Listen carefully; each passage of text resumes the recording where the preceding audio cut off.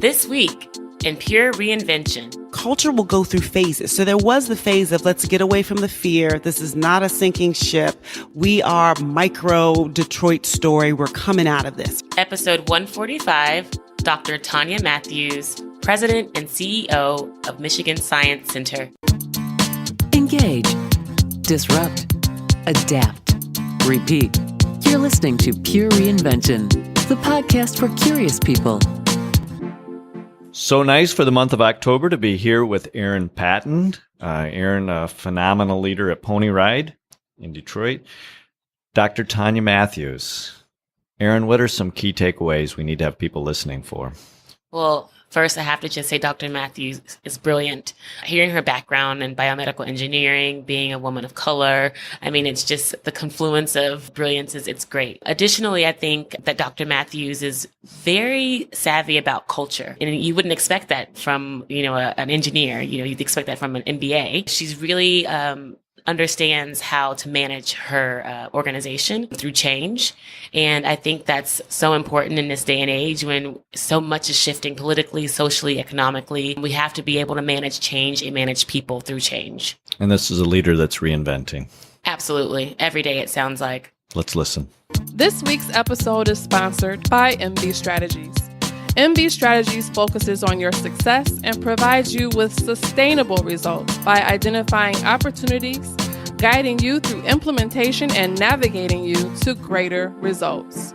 Contact MB Strategies today at mbstrategiesllc.com to start your reinvention journey. What an awesome podcast we have today. We have Dr. Tonya Matthews. Dr. Matthews comes to us from the Michigan Science Center. Very impressed with where you got your PhD, Tonya. So tell us a little bit about who you are, how you got your education, and a little bit about the Science Center. Absolutely. So first of all, thank you for having me. And I hope when I get through the mini bio, I still sound friendly and approachable. So I did my undergraduate degree at Duke University, which was fantastic. Still work hard, play hard is the motto. And I got my undergraduate degree in biomedical and electrical engineering. And then I went to Johns Hopkins and finished up there with a PhD in biomedical engineering. And as we were talking a little bit before we got started, so if you think about it, your doctor has never built you anything. And so the people who surround him or her building all of the devices, everything from prosthetics to MRI machines to CAT scans, literally to simple things like stethoscopes. And now amazing things like pills you swallow with cameras inside. All of that is inside the realm of biomedical engineering. And it came out of my interest in literally, and I have people who will swear to this, wanting to save the world. So tell us a little bit about the Science Center that you are the Chief Executive Officer of. So I am the President and CEO of the Michigan Science Center, which has grown out of the legacy of the Detroit Science Center. So right there in the heart of Midtown Detroit. And when the Detroit Science Center came to a rather sudden and abrupt end, the need to have a science center, one of these hands-on places where young people and the grown-up geek can engage in hands-on science, technology, engineering, and math, that need was still there because this is Detroit. This is Southeast Michigan. This is Michigan. We build stuff. That's what we do. And so a group of folks got together wanting to make sure that we didn't lose that capacity right there in downtown Detroit, in a hub for Southeast Michigan. And there were also some very smart individuals who were interested in preserving the assets. And we have an amazing nearly 100,000 square foot facility in the heart of downtown Detroit, right at the cusp of the resurgence. We serve nearly 300,000 curious minds every year. And part of taking on the Michigan in the Michigan Science Center is almost thinking about Detroit as an incubator for things that we then take across the state. Let's kind of orient now that wonderful introduction. Yes. Extremely impressive educational bio. Let's take a step back. Mm-hmm. You've had a chance to look at the 5 steps to pure reinvention. Yes. Mm-hmm. Which of those 5 steps do you most closely associate yourself with? The first one is probably connect. And it's interesting. In my other life, I'm also a poet. And so I do see things from a very, very big picture standpoint. And almost everything relates to me. So one of the things that we do at the Science Center is, of course, we look at our peer institutions, but we also look at organizations that look nothing like us.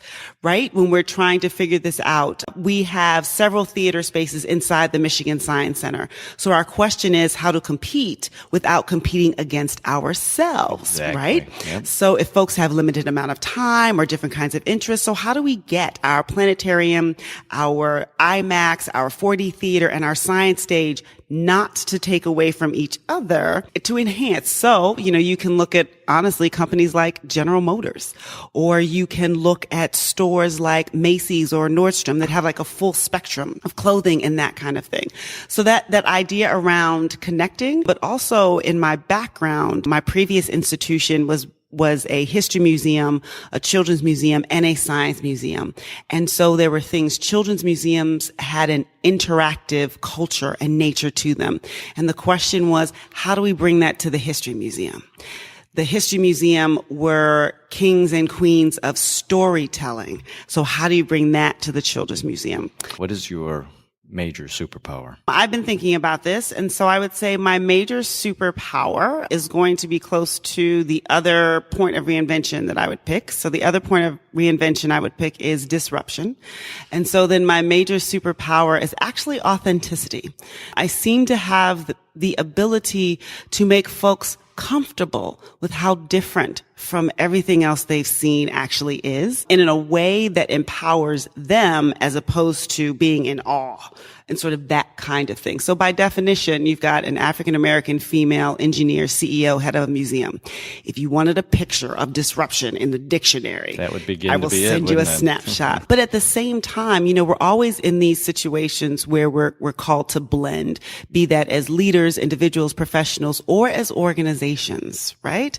You're always trying to balance just how far out you can step out before you begin to alienate whomever you're trying to reach. I have been working on it, so this is not just sort of a natural thing, but working on ways of being authentic, ways of being true to myself and my styles, regardless of the situations and the conversations that I find myself in. There's tact, but there's also risk involved with that. So you learn to be careful with the risk while still aggressively mitigating it. Describe a situation most recently where you found yourself uncomfortable. Okay, so this might actually bring all three of those together. Nothing like uncomfortable situations on an airplane because you can't escape them.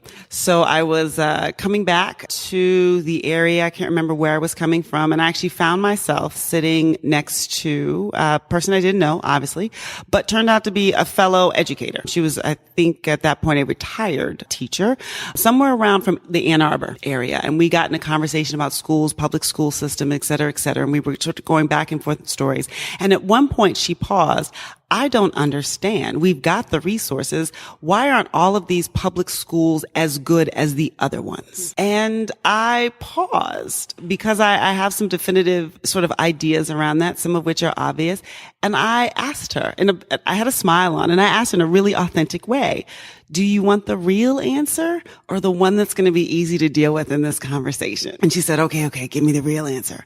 And so I gave her the real answer, which is that because we don't value all of our children equally, we don't value their education equally, and that is reflected in the school systems we create for them. And I said it calmly and gently. It was, sort of a rough ride, but from there we were able to actually have a little bit of a conversation. We didn't really know each other well enough to sort of have all of the details. It felt almost in slow motion to me because I was plotting out the different directions that the conversation could go in terms of, I don't want to run from the situation, but I don't want to obviously create a deliberately uncomfortable situation. Right. But here's a moment, right? So let's go back to this. This authenticity is, I think, a really interesting concept as you think about leadership. You are the chief executive officer over an organization that had kind of lost its focus. And needed to be reinvented. How do we surround that intent, right? The importance of that kind of an energy with board members and staff who actually can nurture that and grow that? A couple of things. So one, you said, and it's not all you. And I think that that's actually the first myth and counter story that you have to be aware of, that there are folks who will think it's all you. It's all we need is just the good visionary leader with these ideas and that kind of thing. And there are positive and negative implications on the staff side, right? It can mean that good ideas don't always come up to you because folks may have a good idea, but you're the leader. Why tell you the good idea? You must have a bunch up there in a drawer somewhere. And so you want to be able to create this environment to encourage people to share their ideas, as well as to, to date your idea. Don't marry the idea until we put a ring on it. But I will say that one of the things I walked into was a culture in which that was not previously valued. And it actually took time to convince folks that I was willing to hear new ideas. And we did expect folks to actually step up with new ideas. It's not a bonus. It's an expectation. Let's just right there, yeah. as people are listening to this podcast and they're going to be put into a leadership role, and one of their expectations is to start to change the culture, which is what you described. But you also said it doesn't happen overnight. It does not. So let's kind of just lay out a little bit of a timeline of, is this a week? Is this a month? Is this a year? Is this a forever? What kind of energy do we need to put forth to always make sure we are keeping the culture in a fluid motion? Well, I think if you want it fluid, then you own the fact that it is forever, right? I always say culture eats budget for breakfast and everything else. I agree. And so part of that, and your culture will go through phases. So there was the phase of let's get away from the fear. This is not a sinking ship. We are micro Detroit story. We're coming out of this, right? But then once you got folks to own that, then you're in a new space, in a new phase of culture. What are you going to do with all that hope, right? Progress just doesn't happen because now we're in a good mood. So then you get back in there, and then the culture of work and accountability, that became sort of the second thing. And then as everyone got into this place where, yes, I can put in ideas and I can do my own work and I can own things. Well, then we really get into the space where now we have to talk about diversity and inclusion and respect for differences in other people's ideas, right? Because now everyone's got their own idea. Everyone wants to take ownership. Everyone wants to be part of the ship that's moving forward. So it is a continual process. And no, I wouldn't say weeks or months. I would definitely say, it's definitely in the years kind of category. And I think you want to be careful because sometimes you can see, say, the outward metrics of a culture change, like number of employees who put a comment on the comment board or number of team members who did this, that, and the other thing. And that can be in that first space of just doing what you now know you have to do, as opposed to owning it as the way that you work in that space. So the owning it work becomes really, really important because for both employees and board members, you want them to have a sense of owning it, to take some degree of risk and success. How do you then move that ownership to the board level where they may come in and visit on an occasional basis or give you occasionally some brainstorming ideas, but do they really own it? Yeah. So I think different boards have different challenges with ownership. And I've been in both spaces. One is the challenge where they interpret ownership the same way they do in their work environment. And boards can slip very quickly into the managerial mode, as opposed to the governing and visioning mode. Yes. And then there's the other extreme where, they own the 2 hours at the meeting. And then there's sort of no contact sort of in between. And so I think one of the things that I've learned is really being very explicit about what you would like for your board to own and how you would like for them to own it. Really good. As opposed to expecting folks to figure it out. And I've also noticed that board members are really receptive. I mean, these are busy people. So they want to know how to help. They want to know how to help. And part of it is, you go into every conversation. My fellow leaders, this is a tactic. You go into every conversation assuming that the person wants to help and has the best intentions, and that whatever you're seeing and whatever you're getting from them is their version of trying to help. On the occasions that you are wrong, you'll be fine. Okay. Right. That's what term limits are for. But on the occasions, which is going to be 90% of the time when you're right, it helps you with the conversation. I think also, as opposed to thinking about it just as responsibility, think about it as you are the person in the conversation in the best position to do this because you know more about the organization because, you're leading it. And so you are a better matchmaker than the board member will ever be because you're in there the whole thing. And so as that board member is talking to you and wanting to be helpful, you can recognize him or her in the different parts of your organization. Connecting things together. In ways that they may not be able to, right? They're an accountant, right? And so they're thinking, okay, all I can do for you is I can be on the audit committee. I'm going to do that. As a matter of fact, I'm going to come in there every Monday and I'm going to look at your dashboard, make sure you go, okay. As opposed to that person may not also recognize them as a parent of a 7-year-old and a 9-year-old who are your primary clients and customers. And actually, yes, you do want him to be an accountant, but you also need to know him as a dad, Yes. right? Yes. You want to know him as a dad. Critical feedback. Those different kinds of things. So being in that space, I think is really helpful. But at the end of the day, it is a highly nuanced relationship with no real answer to the question of who exactly is in charge here. And so, particularly on the nonprofit side. Yeah, it's an interesting It's always a right? dance, yes. So how does the role the new role that you're bringing to the Michigan Science Center, how does this new initiative that your leadership is bringing help to tie into the reinvention of Detroit and more importantly, the reinvention of how we invest in a really critical part of our society, which is our children and their intellect, growing their intellectual capacity. And so what I would say for me, this answer is going to be personal. And I think it's important that all leaders know that the answer to this kind of question will be personal. I am not from Detroit. Rather, I am Detroit on purpose. One time someone asked me, from one of our leadership programs, so what got you interested in just jumping on this sinking ship? And I paused. I didn't understand the question. I had literally never looked at it in that way. And so that's part of what I believe. When I stepped into the space, what I realized is one of the assets I was bringing is that I was already a believer, that I could see past this moment and I could even see this moment as required for where we needed to go. And one of the things that we have reinvented, one of the parts of our culture that we've reinvented with the Science Center is understanding our part in the larger whole, that we can't just be about this building. I can't just be about the building.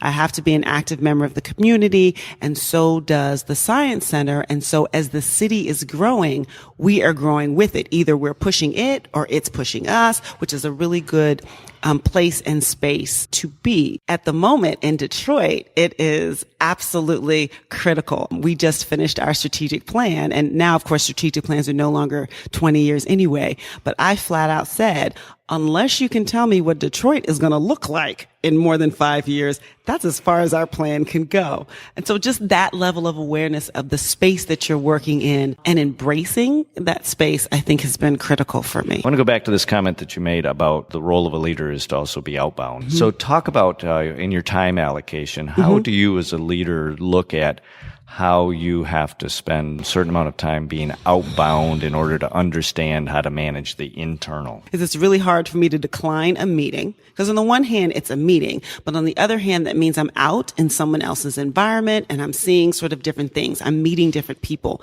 And especially being non-native, that was really helpful. Right?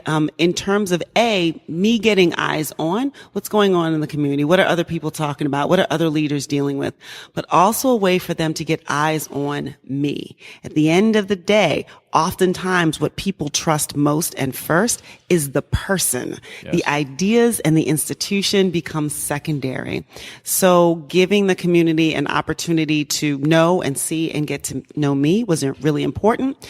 But I would also say, and it was one of the transformations we had to make at the center, there is infrastructure that must support that, right? The CEO doesn't just get to, kind of run around town and do whatever. Not just your smiling face. Exactly. So you actually have to build an organization that is designed to thrive when the CEO is out of the building. I think it's also really important then to communicate internally so that the home team, the staff, don't think that you are ignoring them or don't think that you're away from them. So my time is spent, in meetings outside, but it's also spent on the floor of the Science Center. And if you're going to be really externally facing and out and about a lot, and even your team can see that you're out and about a lot, you also need to remember to send deliberate signals to your own team. Dr. Matthews, how can someone get a hold of you if they would like more information? So it's Tonya.Matthews at mi-sci.org.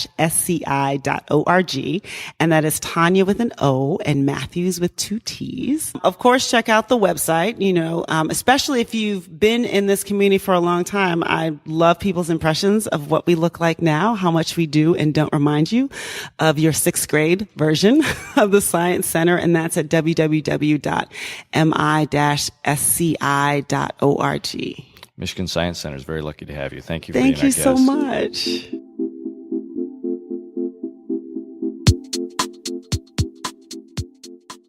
So, Aaron, one of the big takeaways in this absolutely phenomenal discussion with Dr. Matthews was the importance of culture change. What is it about culture change that's so difficult for people, and how did Dr. Matthews phrase it in a way so that we could really make it a doable thing that we should all be doing?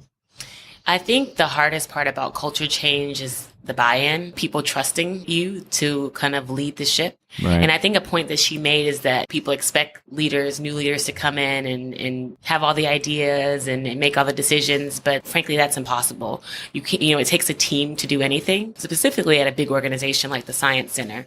And so I think one point that she very clear on is that, she helped to manage everyone in the process so everyone's ideas could be heard. Are you suggesting that the leader has to insist on culture change as an important part of their role, but that one of the early first steps is the leader has to build a team around culture change? Well, I don't necessarily believe that a leader always has to insist culture change. I think it's only when needed. When the opportunity is there. Right. And it sounded like, in this transition from being Detroit Science Center and turning in Michigan, I understand there was probably some legacy, issues with that. Right. And so she needed to make sure that, people believed in her and her abilities, but also believed in themselves and their abilities. Well, and that's where I want to get to, is the important role that a leader plays.